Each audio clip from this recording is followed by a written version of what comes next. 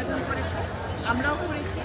আমাদের ক্যাবিনেটে যারা আছেন সবাই অনেক কষ্ট করেছে। আমরা কালকে রাত থেকেই আমাদের আয়োজন শুরু।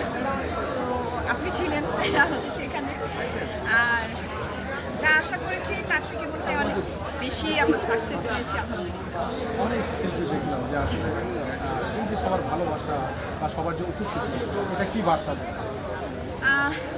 এটা আমি বলবো যে আবার এফডিসি বা সমিতি মুখর হচ্ছে শিল্পীরা। আস্তে আস্তে সবাই আসছে, যোগাযোগ রাখছে। প্রোগ্রাম ছাড়াও ওনারা এখন আসা যাওয়া করছেন। এটা তো আসলে আমাদের জন্য বিশাল একটা সুখবর। আমরা যতটুকু জানলাম সোশ্যাল মিডিয়াতে বিভিন্ন গণমাধ্যমে আপনি শিল্পীতে নির্বাচন করছেন সাধারণ সম্পাদক। জি, এটা সত্য। আমি অবশ্যই দাঁড়াবো ইনশাআল্লাহ। আমার মায়ের খুব ইচ্ছা যে আমি যেন দাঁড়াই সাধারণ সম্পাদক পদে।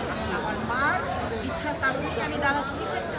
আর আপনারা তো আমার সাথেই আছেন।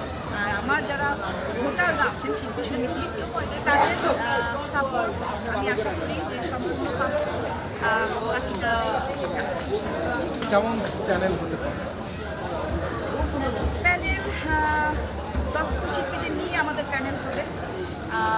অলরেডি আমাদের প্যানেল গুছানো হয়েই গেছে বলা চলে। আমরা যখন প্রচার করব প্যানেল পরিচালিত হবেই, তার আগেই অবশ্যই জানতে পারবো। আচ্ছা, যদি